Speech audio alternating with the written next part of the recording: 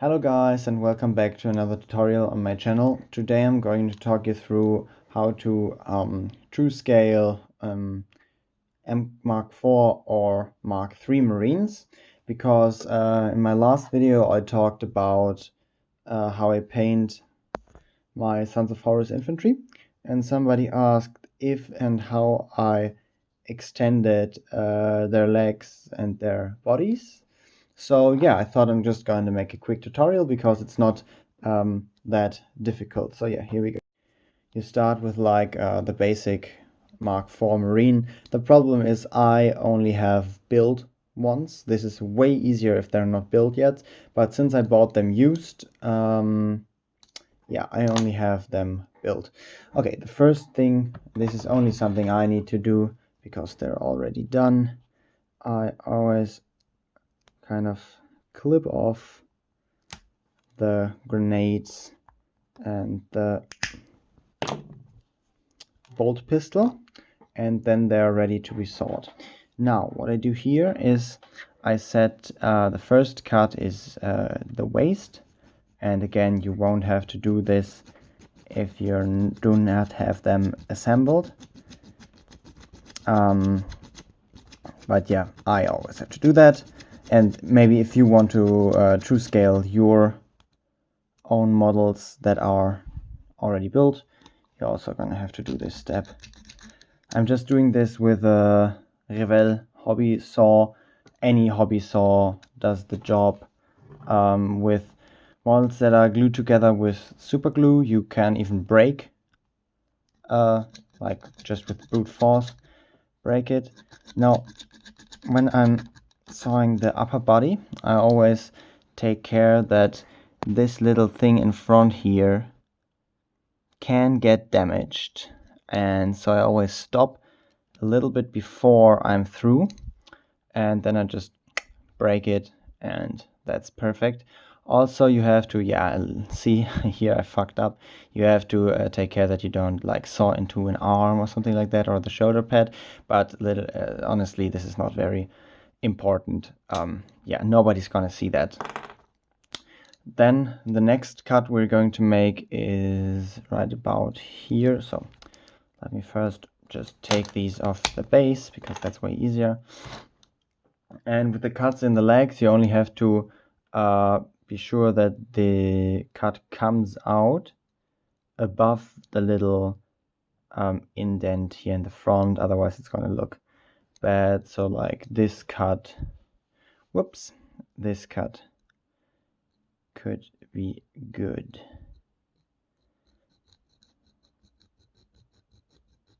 Yeah, like that. And then I always take care that this is like parallel to the proportions of the leg piece and not like this, because otherwise the inserting of the plastic card will be way more difficult. Hey, focus. There you go. So like this, not like this. Alright, now I'm finished. I sawed off the two ends of his legs. So I have two separate feet. You have to kind of clean up the stuff from the sewing. Yeah, you have 2 feet, the hips and legs, and the upper body. Now we take out the, wait, where is it?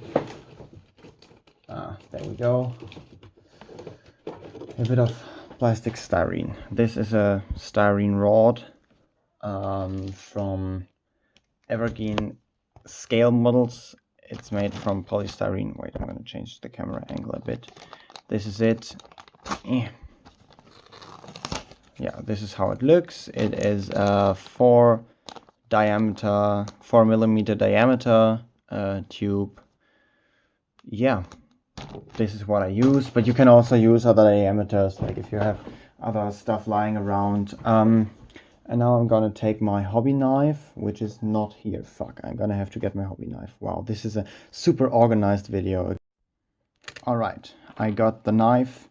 Now you are basically going to cut the polystyrene to the length that you want your leg extension to be. This is already a bit on the long side, but I do all kinds of sizes because that, yeah, is just, in my eyes, it's a bit more realistic that the Space Marines are all somewhat like, there's a bit of difference in height between them.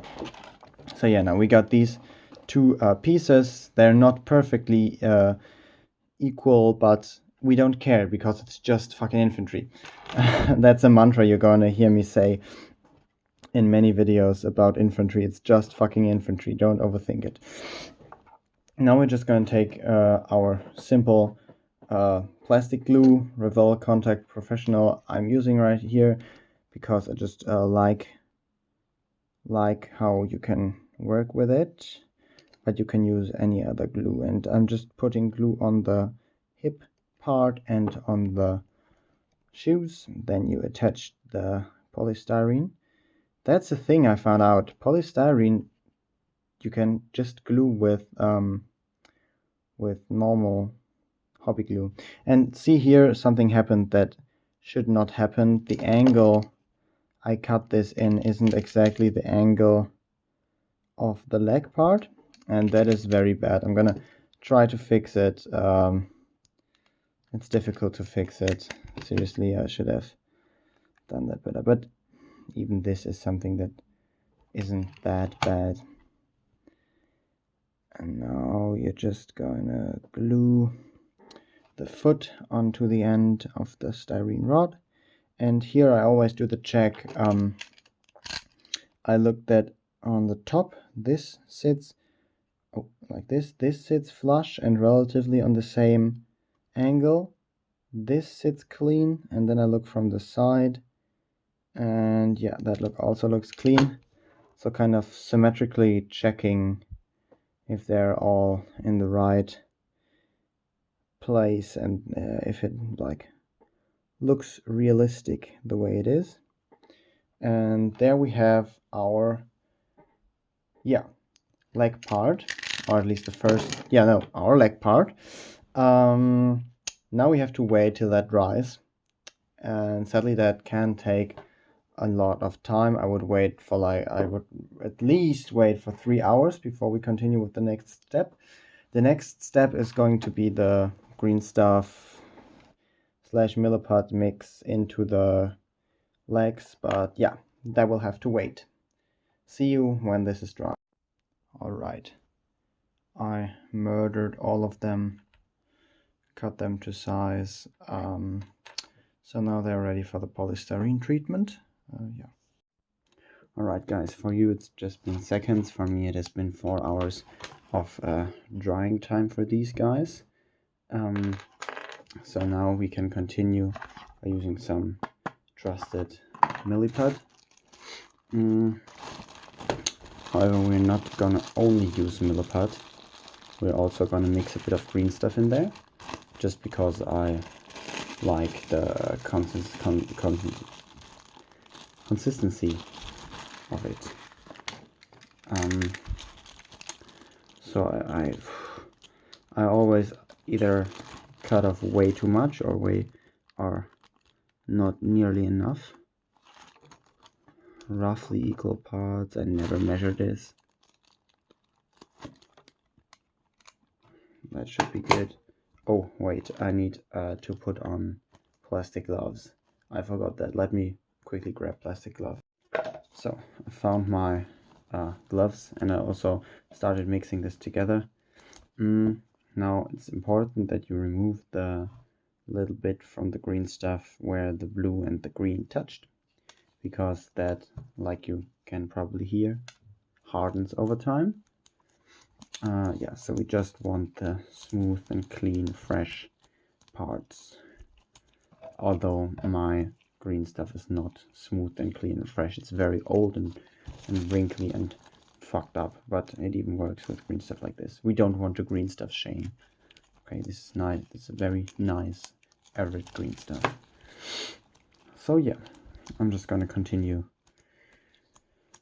twisting and twirling this for another minute or so, and then I'm gonna turn back in. one thing I want to quickly mention. Did you ever read this on the side of your millipede for all the different things the millipede can be used for? Like boat repairs. I wouldn't trust fucking millipede to repair a hole in my boat, or car body repairs. Who does that? Or is it actually like, if you have ever done any of these things, please tell me, because I can't imagine that this actually works. Rock hard in 3 to 4 hours. Ah, I wouldn't say that. Well, okay, I think now it's mixed good enough after that short bit. Wetting your fingers again. Alright, then what I do is I take I'm very sorry. I take a bit of green stuff, take any of the legs. I'm gonna start with this one. Okay, this is way too much.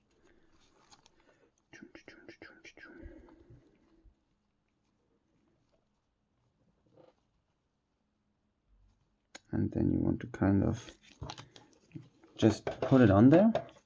And then I'm going to take the silicone tool and start working it. Can you see that? Wait, I'm gonna zoom in a bit closer. I'm just gonna start working that in. And I found that it's way better to press from the top than to do this, because then it often just pulls the millipede around the leg. And so yeah, I always just press it in there. Yeah, and this is like the stuff that takes ages, sadly. Like with the whole sawing apart and gluing the parts of the styrene rod in, you can really get that quick with some training and some routine, but this stuff just takes hours. And on the flea market where I bought all of these minis like 2 weeks ago, whoops, including this Night Lancer that you saw in one of my update videos, I bought 50 infantry models, so 20 breachers, 10 destroyers, and the 20 just Mark IV tactical marines you see me working on right here. And so I'm gonna do this true scaling shit on 50 models. At the moment I have like 15 to 16 done. I think I still have too much millipede. I'm just gonna take a bit away, put it back on. Yeah, this is a really messy one. I'm rarely that messy. Wow, great that this is the one I'm filming. But just clean that up. But, and I'm gonna repeat this another time, this is just infantry. So this is pretty rough. Okay, don't leave it like that. But on some of these, the legs are not perfect at all. See that on, yeah, overall it's just not clean, not very clean. You could sand this, but from this distance you won't see it. All right. And so yeah, I don't really care about it, as long as like the captain and the Vox guy are clear. That's all you need. Okay, now it's coming together. But yeah, this takes a lot of time. I'm also not gonna have all of the 10 models complete at the end of this video. I think I'm just gonna do this one because it would just take too much time and I want to get the video out quickly. So yeah, this is starting to look decent. I'm gonna see you when this is finished. Alright, this is looking way better. Now it's quite clean, quite smooth. Oh yeah, I should add, you can always sand it down afterwards. I'm just not doing that because I think they're good as they are. Yeah, so and another thing I wanted to mention is it's important that when you buy these silicone tools, if you were to buy them new, you have to keep in mind that the width of the silicone tool is not smaller than the gap, because otherwise you would be harder to sculpt it. This is, come on, the silicone shaper size 2, or is it the stiffness? I actually don't know if it's the stiffness or the size, but yeah, red ones from Green Stuff World. These are pretty neat. I only got them for this project. Yeah, and I also need them for a diorama I'm working on, but yeah. So now I'm just gonna do that on the other leg. Alright, now to the last part of the process. We are taking like a ball roughly this size, and in comparison to his head it's nearly the same as his head. We carefully put that on there. You have to be really careful because the legs are already like perfectly done and you don't want to fuck that part up. By the way, I just fucked it up, so this is the second time I'm doing this. Okay, nobody's gonna see that. Yeah, now you decide over the pose. And I'll always take a model that's already like upscaled and compare it, so I know how huge he roughly has to be, and that's a nice height. Yeah, now we don't care about this massive gap here. Wait, we don't care about this. We don't care about like that his waist looks very slim, because we're gonna fix all of that later by just reattaching the pouches.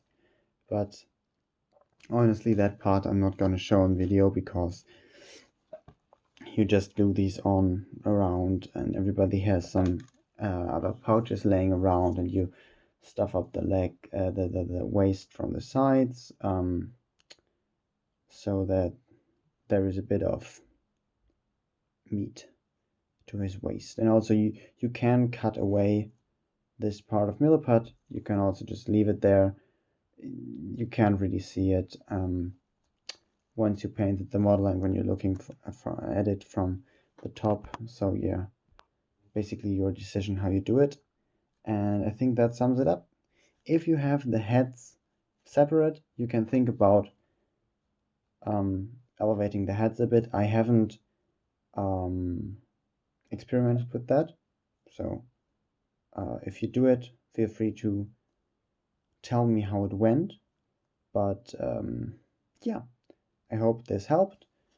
And yeah, if you listened till now, consider leaving a like or a comment. I would really appreciate that. Yes.